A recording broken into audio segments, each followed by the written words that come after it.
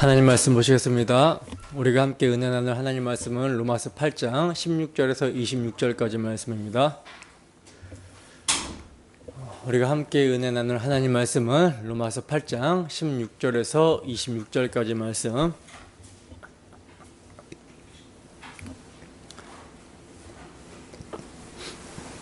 다 찾으셨으면 우리 함께 한 목소리로 합독합니다. 시작. 성령이 친히 우리의 영과 더불어 우리가 하나님의 자녀인 것을 증언하시나니 자녀이면 또한 상속자 곧 하나님의 상속자요 그리스도와 함께한 상속자니 우리가 그와 함께 영광을 받기 위하여 고난도 함께 받아야 할 것이니라. 생각하건대 현재의 고난은 장차 우리에게 나타날 영광과 비교할 수 없도다. 피조물이 고대하는 바는 하나님의 아들들이 나타나는 것이니 피조물이 허무한 데 굴복하는 것은 자기 뜻이 아니요 오직 굴복하게 하시는 이로 말미암음이라. 그 바라는 것은 피조물도 썩어짐의 종노릇한 데서 해방되어 하나님의 자녀들의 영광의 자유에 이르는 것이니라. 피조물이 다 이제까지 함께 탄식하며 함께 고통을 겪고 있는 것을 우리가 아느니라. 그뿐 아니라 또한 우리 곧 성령의 처음 익은 열매를 받은 우리까지도 속으로 탄식하여 양자될 것 곧 우리 몸의 속량을 기다리느니라. 우리가 소망으로 구원을 얻었음에 보이는 소망이 아니니 보는 것을 누가 바라리요. 만일 우리가 보지 못하는 것을 바라면 참음으로 기다릴지니라. 이와 같이 성령도 우리의 연약함을 도우시나니 우리는 마땅히 기도할 바를 알지 못하나 오직 성령이 말할 수 없는 탄식으로 우리를 위하여 친히 간구하시느니라. 아멘. 고난을 극복하는 해답. 고난을 극복하는 해답이라는 제목으로 하나님 말씀 증거하도록 하겠습니다. 레위기가 끝나고 어떤 말씀을 강의하면 좋을까 이렇게 고민을 하고 있는데요. 아마도 구약의 선지서 중에 하나를 강의할 것 같습니다. 올해가 오늘까지 포함하면 3주 정도 남더라고요. 그래서 새로운 말씀으로 바로 강의에 들어가기보다는 내년에 맞춰서 새로운 말씀을 강의하는 것이 좋겠다라는 생각이 들어서 올해 남은 몇 주는 주제로 설교를 하도록 하겠습니다. 오늘은 신앙생활을 하다가 고난이 닥친 형제를 향한 권면이 주제입니다. 다시 말해서 고난이 닥쳤을 때 성도는 이를 어떻게 대처해야 하는가라고 하는 고난을 극복하는 성경적인 방법이 주제예요. 제가 이제 제목을 고난을 극복하는 해답이라고 정했는데 그리스도인에게 있어서 모든 문제에 대한 해답은 어디 있을까요? 성경에 있겠죠. 성경에 있는 것이고 성경이 기준이 되어야 하는 것입니다. 따라서 성도에게 닥치게 된 어려움, 시련, 고난의 솔루션을 성경은 어떻게 제시하고 있는지 오늘 본문을 통해서 함께 나누도록 하겠습니다. 우선 고난에 대해서 말씀드리기 전에 예수를 믿으면 어떤 축복이 주어지게 되는지에 대해서 말씀을 드릴게요. 왜냐하면 오늘 본문의 순서가 그렇게 되어 있어요. 사도 바울은요, 고난을 다룰 때 현재의 고난은 장차 우리에게 나타난 영광과 비교할 수 없도다 하고 영광과 함께 고난을 다루고 있습니다. 자, 그러면 우선 예수를 믿는 자에게 있어서 영광은 무엇인가? 우리가 어떤 축복을 받게 되는가? 본문 16절입니다. 함께 했습니다. 시작. 성령이 친히 우리의 영과 더불어 우리가 하나님의 자녀인 것을 증언하시나니. 아멘. 자, 보시면 성령이 친히 우리의 영과 더불어 우리가 하나님의 자녀인 것을 증언하신다라고 그래요. 그러니까 예수 믿는 자가 받게 되는 축복은 하나님의 자녀가 되는 축복입니다. 그리고 본문 17절에서는요. 자녀이면 또한 상속자, 곧 하나님의 상속자라고 말씀을 하고 있고요.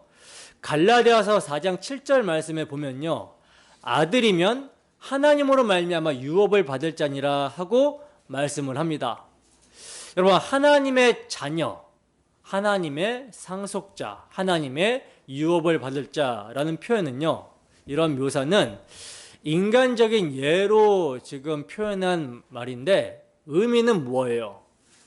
의미는요, 아버지 것은 다 자녀들이 상속받게 된다라는 뜻이에요. 그렇지 않습니까? 그러니까 아버지의 것은 다 자식의 것이다라는 것이죠. 자, 그러면 우리가 누구의 자녀가 되고 누구의 상속자가 되고 누구의 유업을 받을 자가 된다라는 거예요? 하나님의 자녀, 하나님의 상속자, 하나님의 유업을 받을 자가 된다라는 것입니다. 근데 여기서 여러분 우리가 생각해야 되는 것은요, 우리가 어떤 존재였는데 지금 하나님의 자녀요, 상속자요, 유업을 받은 자가 된다라고 하는 것인가, 여기에 대해서 생각해 봐야 되는 거예요. 여러분, 우리가 어떤 존재였습니까? 어떤 존재였죠? 지금 당장 지옥에 떨어져도 유구무원, 아무런 변명조차 할 수 없는 죄인 중에 대장들이었어요. 이거 인정하십니까? 근데 이렇게 지옥의 땔감으로 쓰여도 시원치 않을 죄인들이 어떠한 자격이나 공로가 있어서가 아니라 오직 하나님의 긍휼로 말미암는 예수 그리스도께서 흘리신 희생의 피를 믿음으로 하나님의 자녀가 되고 하나님의 상속자가 되고 하나님의 유업을 이을 자가 되었다라는 거예요. 여러분, 이 영광스러움을 어찌 말로 다 표현할 수 있겠습니까? 히브리서에서 히브리서 기자는요, 모든 천사들은 섬기는 영으로서 구원받을 상속자를 위하여 섬기라고 보내심을 받은 것이 아니냐라고 말씀합니다. 즉, 예수 믿음으로 하나님의 자녀여 상속자가 된 우리를 천사들이 섬긴다라는 거예요. 이처럼 여러분, 하나님의 자녀가 되었고 그래서 하나님의 상속자가 되었다라는 말은요, 인간으로서 들을 수 있는 무한대한 말씀인 것입니다. 이 말씀을 감당할 자가 누구이겠습니까? 여러분은 감당이 되십니까? 그래서 실감이 안 되는 거예요. 예수님께서 천국을 비유하실 때 천국은 그 종들과 결산을 하려고 하던 어떤 임금과 같다라고 이렇게 비유를 하십니다.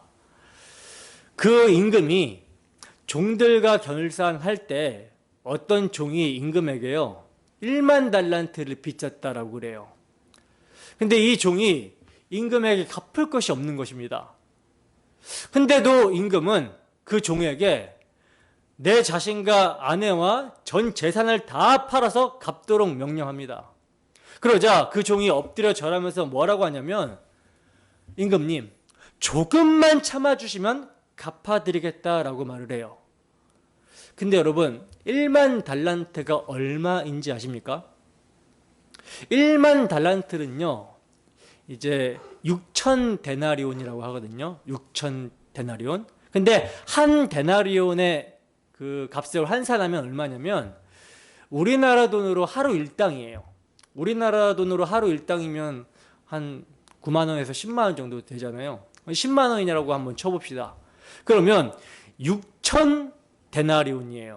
얼마예요? 계산이 안 되십니까? 6억이잖아요. 그러니까 한 달란트에 6천 데나리온인데 우리나라 돈으로 환산하면 6억이에요. 근데 1만 달란트를 빚었습니다. 그거 얼마예요? 6조죠. 6조. 천문학적인 돈입니다. 천문학적인 돈이에요. 그러니까 종이 어떻게 해서 임금에게 이러한 천문학적인 돈을 빚었는지 모르겠지만 이것을 무슨 수로 갚을 수 있겠냐는 거예요. 근데 이게 여러분, 천국에 대한 비유로 예수님이 하신 말씀입니다. 그러니까 임금은 누구예요? 하나님으로 비유가 되는 것이고 1만 달란트 빚진 종은 하나님께 반역한 죄인입니다. 여러분, 무한하신 하나님께 유한한 인간이 반역하는 죄를 저질러서요. 반역하는 죄. 하나님의 권위를 인정하지 않고 하나님 당신은 없는 존재처럼 내가 이제 하나님이 될 거야 라고 하는 반역을 저질렀습니다. 이 죄값은요, 영원한 사망인 거예요. 그러니 이를 이미 죄 아래, 저주 아래, 진노 아래, 사망 아래 있는 죄인이 어떻게 갚아낼 수 있겠습니까? 도무지 이 죄값을 갚아낼 수 없는 거예요. 그런데도 갚겠다라고 하는 것은, 그런데도 임금님 조금만 기다려주세요, 내가 어떻게 해서 한번 갚아볼게요 라고 하는 것은요, 자신의 죄값이 임금 앞에서, 하나님 앞에서 얼마나 큰지 실감을 못하기 때문인 것입니다. 이게 율법주의예요. 자신의 행위, 자신의 의로 하나님께 나아갈 수 있으니 내가 갚을 때까지 조금만 기다려주라고 하는 것입니다. 그러나 아무리 갚으려고 노력해도요, 이자조차 감당하기가 힘들어요. 못 갚습니다. 그래서 임금이요, 그를 불쌍히 여겨서, 그 종을 불쌍히 여겨서 정말 긍휼로 그 많은 빚을 탕감해 준 거예요.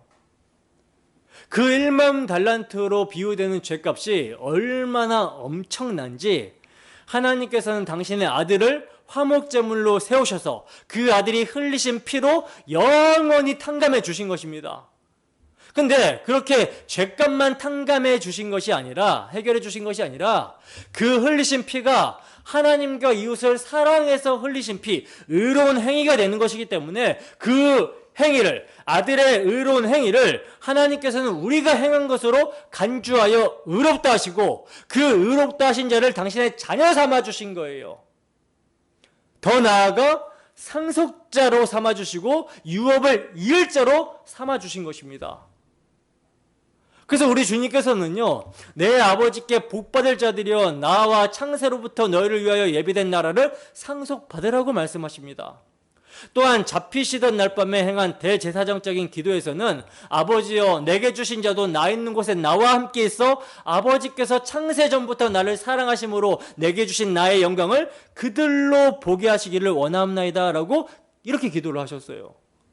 이처럼 하나님의 영광에 참여하게 된다라는 것이요, 오늘 본문에서 말씀하는 하나님의 상속자요, 그리스도와 함께한 상속자라는 뜻입니다.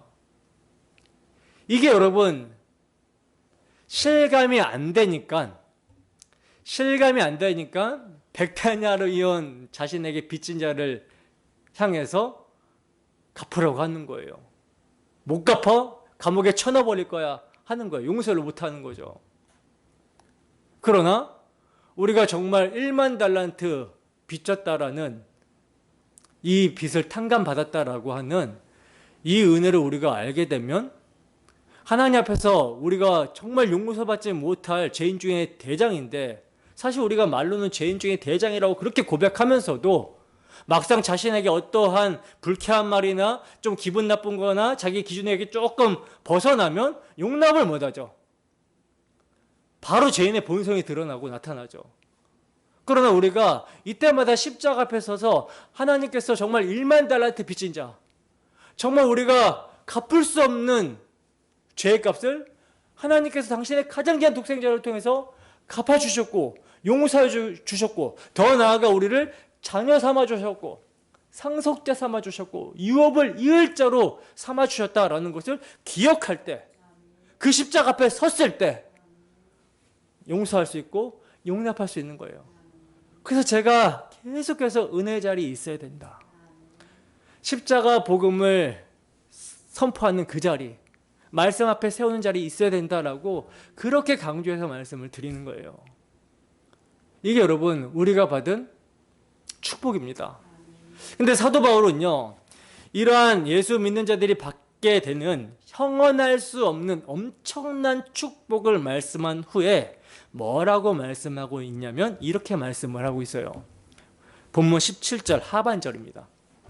함께 읽습니다. 시작. 우리가 그와 함께 영광을 받기 위하여 고난도 함께 받아야 할 것이니라. 아멘. 보시면 사도는요, 우리가 그와 함께 영광을 받기 위하여 고난도 함께 받아야 될 것이니라 하고 고난을 말씀을 하고 있어요. 제가 이 말씀을 고난 중에 있는 지체에게 이렇게 표현해 볼게요. 형제님은 하나님의 자녀입니다. 자녀이면 상속자요 유업을 받을 자입니다. 영광에 형제님은 참여하게 될 것입니다. 그런데 한 가지 더 우리가 받아야 될 것이 있습니다. 그게 뭐냐면 고난이에요. 영광을 받기 위해서는 먼저 고난을 받으셔야만 합니다. 여러분, 고난 중에 있는 형제가 그리스도의 영광에 참여하는 자는 그와 고난도 함께 받아야 된다라는 말을 듣게 될 때 뭐라고 반응할 것 같습니까? 고난을 받아야 된다라고요? 고난은 싫습니다. 영광만 주시기를 원합니다. 이렇게 나오지 않겠습니까? 사실 이게 우리의 본 마음이죠.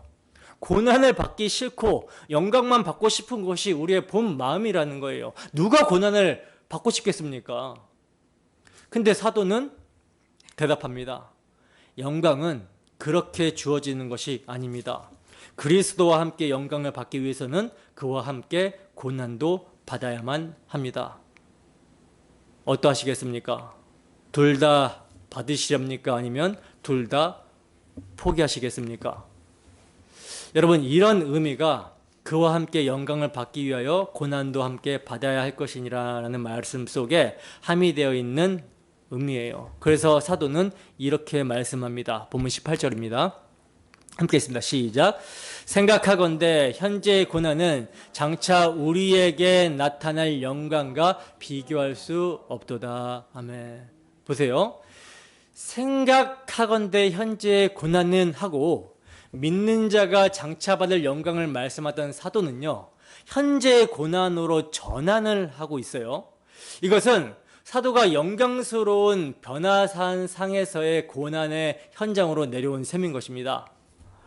그러면 사도는 왜 이렇게 하고 있는가? 여러분, 사도 바울은요, 지금 탁상공론과 같은 어떤 학설이나 주장하는 학자가 아니라는 것입니다. 그도 동일하게 성도들이 현재 당하고 있는 고난에 함께 참여하고 있는 목회자라는 거예요. 그래서 그가요, 고린도 교회 성도들을 향해서는 이렇게 말을 해요. 누가 약하면 내가 약하지 아니하며 누가 실족하게 되면 내가 애타지 아니하더냐라고 이렇게 말을 합니다. 목회자라는 거죠. 그러니까 지금 사도 바울은요, 장차 받을 영광을 말씀하면서 성도들이 심중에 하나님의 자녀, 하나님의 상속자, 하나님의 유업을 이을 자, 영광 다 좋습니다. 그런데 지금 현재 발등에 떨어진 이 고난은 어떻게 해야 합니까? 라고 말할 것에 대해서 예상을 하고 있는 것입니다.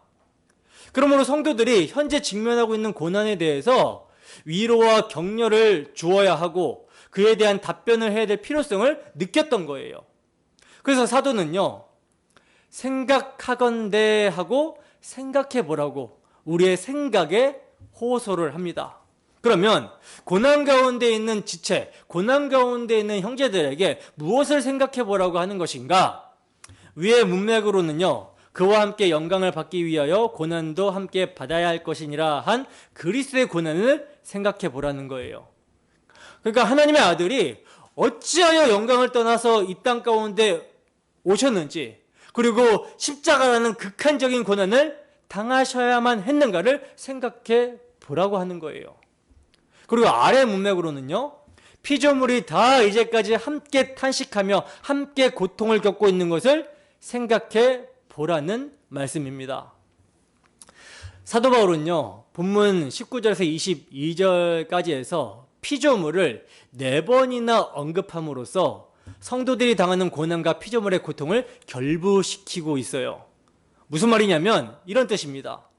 피조물들이 왜 탄식하며 왜 고통을 겪게 되었는가, 이것을 생각해 보라는 거예요. 그러니까 자신의 고난만을 생각하지 말고 하나님의 아들이 어찌하여 십자가의 고난을 당하셨으며 피조물들이 누구 때문에 탄식하며 고통을 겪게 되었는가를 생각해 보라고 하는 것입니다. 여러분, 이에 대한 근원적인 답변이 뭐겠습니까?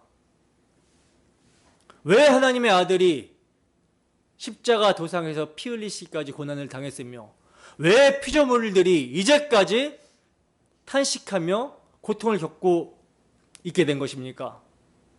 근원적인 답변은 죄 때문입니다. 죄. 로마서 5장 12절입니다. 함께 했습니다. 시작.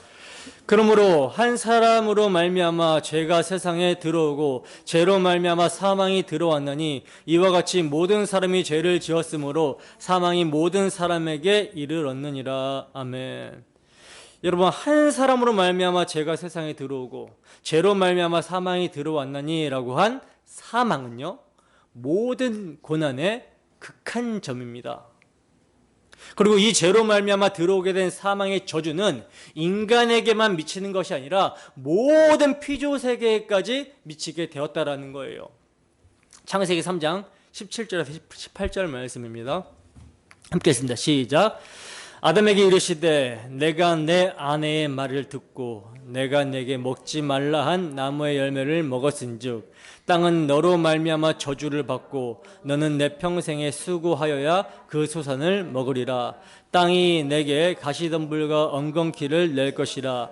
내가 먹을 것은 밭의 채소인즉. 아멘. 자, 보시다시피 아담의 범죄로 말미암아 모든 피조 세계가 어떻게 됐어요? 함께 저주를 받은 거예요. 땅이 저주받았다라는 것은 모든 피조세계가 저주를 받은 것입니다. 그래서 피조물이 다 이제까지 함께 탄식하며 함께 고통을 겪게 되었다라는 거예요. 예를 들어 가장의 잘못으로 온 가족이 고난을 당하게 된 것과 같은 이치라는 것이죠. 그런데 19절을 보면요, 피조물들이 탄식하며 고통을 겪으면서 고대하는 바가 있고요, 21절에서는요 바라는 것이 있다고 말씀합니다. 그것이 무엇인가? 본문 21절입니다. 함께 했습니다. 시작. 그 바라는 것은 피조물도 썩어짐의 종로로 탄 데서 해방되어 하나님의 자녀들의 영광의 자유에 이르는 것이니라. 아멘. 자, 보세요. 피조물이 고대하는 것, 피조물이 바라는 것이 뭐라고 합니까?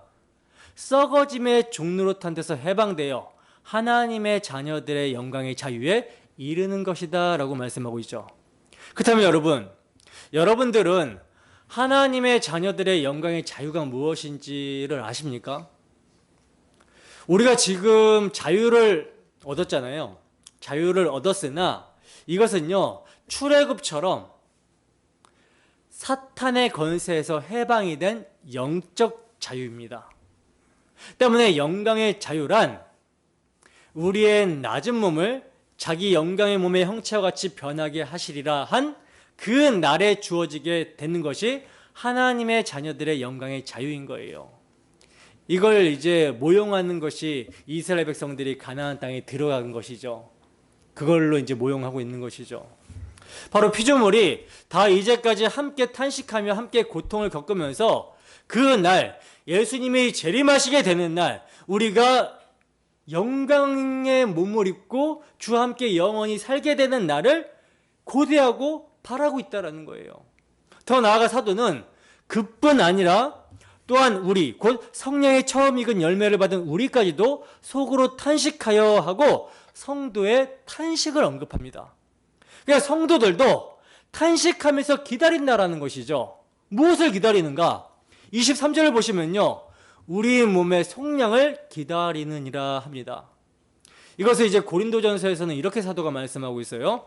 고린도전서 15장 53절에서 54절 말씀 함께 했습니다. 시작.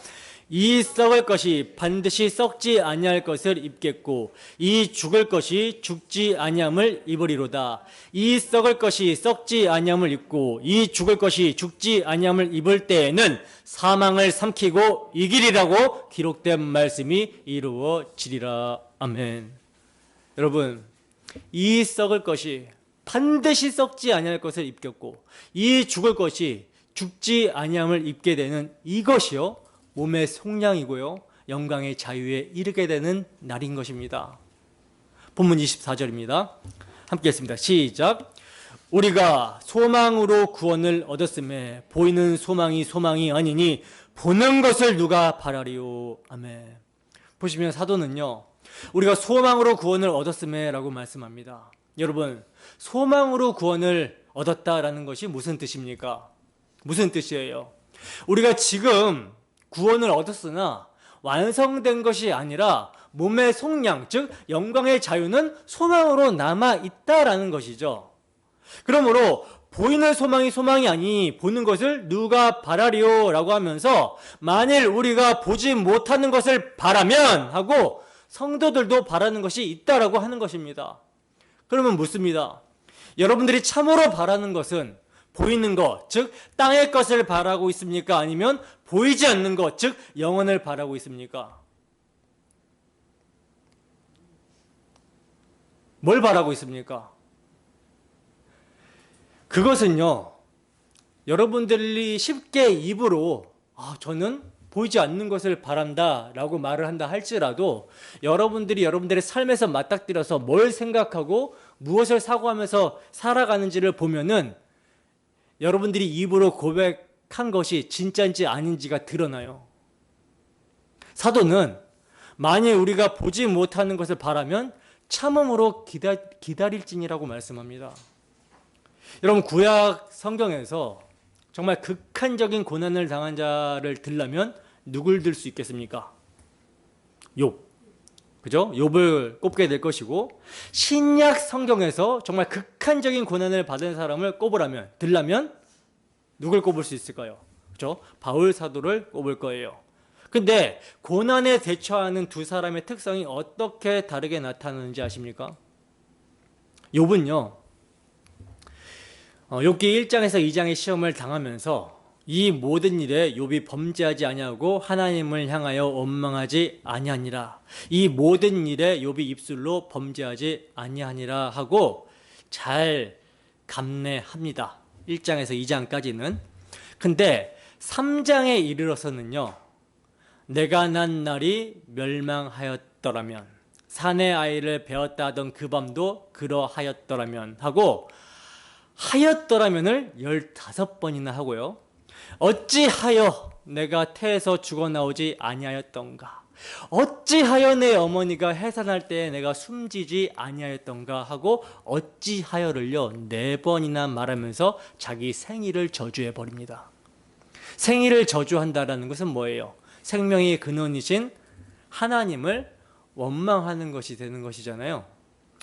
그런데 신약의 그 고난을 받은, 정말 엄청난 고난을 받은 사도 바울은요, 옥에 갇히기도 더 많이 하고 매도 수없이 맞고 여러 번 죽을 뻔하였으니 유대인들에게 40에 하나 감한매를 5번이나 맞았으며 3번 태장으로 맞고 1번 돌로 맞고 3번 파산하고 일주일을 깊은 바다에 지냈으면서도 이런 방구 뭐뭐 하였더라면 어찌하여 라는 말을 전혀 말하고 있지 않다라는 사실이에요. 어떤 차이인지 아시겠습니까? 구약의 성도들은요, 약속의 실체이신 하나님의 아들이 이 땅에 오셔서 십자가의 고난을 당하시기 이전의 사람들이고, 그러니까 모형과 그림자와 예표와 상징으로 증거를 받은 자들이고, 신약의 사도 바울은 그 이후에 실체가 온 이후의 사람이라는 것입니다.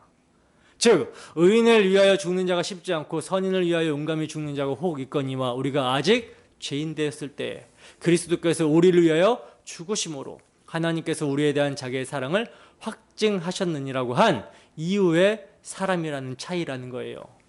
그래서 사도는 우리가 그와 함께 영광을 받기 위하여 고난도 함께 받아야 할 것이니라 하고 담대히 말할 수가 있었던 것입니다. 여러분, 고난 중에 있는 형제에게 사도는요, 형제님이 처한 현재의 고난이 곧 물러가게 될 것입니다, 곧 해결될 거예요, 이렇게 말씀하고 있지 않습니다. 저도 정말 목회자의 심정으로 우리 중에 그 누구도 어려움에 처하거나 고난받는 일이 없었으면 좋겠어요. 심지어 감기조차도 안 걸렸으면 좋겠습니다. 솔직히 그렇게 되기를 원하며, 고난을 받고 있다면 그 고난이 곧 물러가게 되기를 원합니다. 원해요, 정말로. 그러나 이 잔이 내게서 지나가게 하옵소서라고 했던 주님도 십자가를 피하지 않고 담당하셨고, 사도는 고난이 닥친 형제에게 그리스도와 함께 영광을 받기 위해서는 고난도 받아야 된다라고 하면서 참음으로 기다릴지니라고 말씀합니다. 그래서 저도 인내하라고 참으라고밖에 말씀을 드릴 수가 없는 거예요. 기도는 하죠. 제가 여러분들을 사랑하는 거를 잘 모르시죠. 표현을 잘 안 하니까. 근데 정말 많이 사랑합니다. 진짜로. 빌립보서 4장 6절에서 7절 말씀입니다. 함께 하겠습니다. 시작. 아무것도 염려하지 말고 다만 모든 일에 기도와 간구로 너희 구할 것을 감사함으로 하나님께 아뢰라. 그리하면 모든 지각에 뛰어난 하나님의 평강이 그리스도 예수 안에서 너희 마음과 생각을 지키시리라. 아멘. 여러분, 고난이 닥치면 어찌하여 낙심하고 주저앉게 됩니까? 왜 낭망하고 주저앉게 되죠? 우리가 환난 중에도 즐거워하나니라고 하는 사도 바울처럼 왜 범사에 감사하지를 못하는 것입니까? 왜 그럴까요? 답변은 오직 하나입니다. 주 예수의 피로 이루신 영광을 망각했거나 믿지 못하기 때문이라는 거예요. 다시 말해서 우리가 잠시 받는 환난에 경한 것이 지극히 크고 영원한 영광에 중한 것을 우리에게 이루게 함이니 우리가 주목하는 것은 보이는 것이 아니요 보이지 않는 것이니 보이는 것은 잠깐이요 보이지 않는 것은 영원함이라고 한 장차 받게 될 영광에 중한 것을 모르거나 믿지 못하기 때문이라는 것입니다. 계시록 11장에 보면요, 두 증인이 복음을 증언하다가 죽임을 당하는 장면이 있어요. 그 성은 영적으로 하면 소돔이라고 하고 애굽이라고 하니 곧 그들의 주께서 십자가에 못 박힌 곳이라, 이렇게 말씀을 하고 있습니다. 여러분, 우리가 살고 있는 이 세상은 하나님의 아들을 십자가에 못 박은 소돔과 고모라 같은 세상입니다. 하나님의 백성들을 학대한 애굽과 같은 곳이라는 거예요. 그런데 그 하나님의 아들을 십자가에 못 박아 죽인 이 땅에서 그 자취를 따라가는 우리가, 어린 양이 어디로 인도하든지 따라가는 우리가 무사태평하기를 바랄 수가 있겠습니까? 근데 여러분, 우리의 대제사장 되시는 주님은 우리의 연약함을 동정하지 못하실 리가 아니요 모든 일에 우리와 똑같이 시험을 받으신 분이라고 성경은 말씀합니다.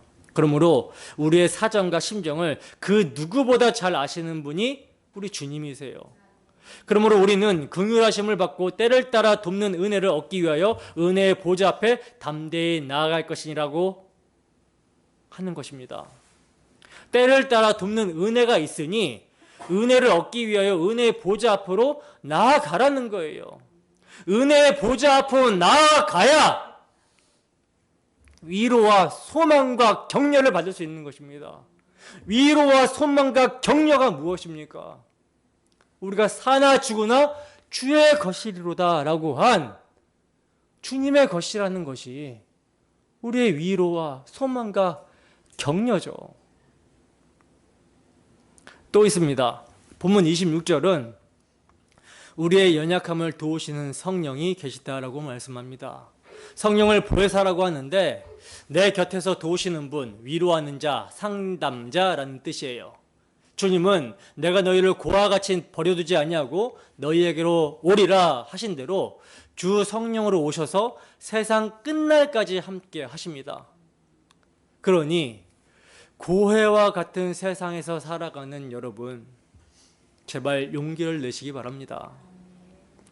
사도는요, 사람이 감당할 시험 밖에는 너희가 감당할 것이 없나니 오직 하나님은 미쁘사 너희가 감당하지 못할 시험 당함을 허락하지 아니하시고 시험 당할 즈음에 또한 피할 길을 내사 너희로 능히 감당하게 하시느니라 하고 말씀합니다.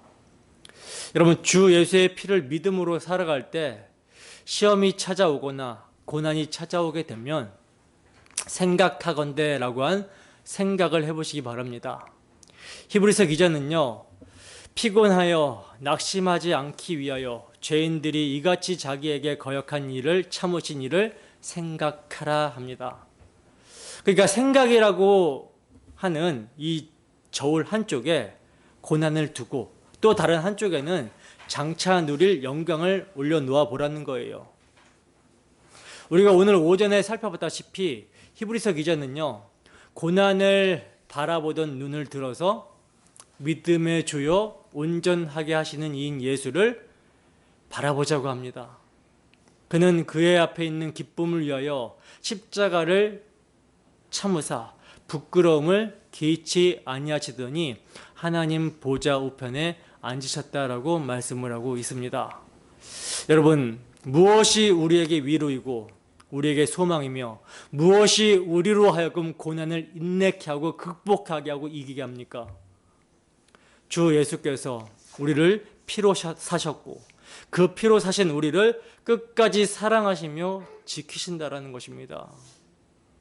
그 사랑에서 우리를 끊을 자가 없다라는 것, 이것이 모든 고난을 이기게 하는 거예요.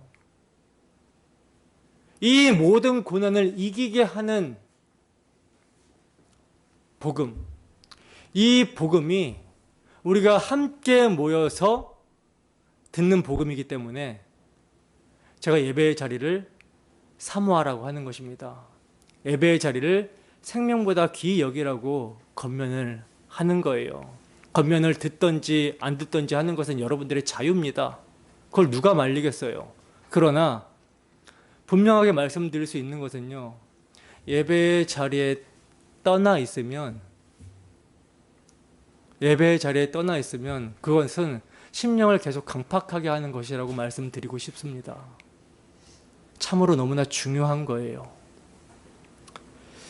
여러분, 고난 가운데 있는 성도에게 있어서, 모든 문제와 어려움 가운데 있는 성도에게 있어서 그 어려움을 이길 수 있는 유일한 해답은 우리의 영광, 하나님께서 우리를 위하여 예배해 주신 그 정말 좋은 거, 우리 주 예수 그리스도의 복음에 참여하는 것입니다.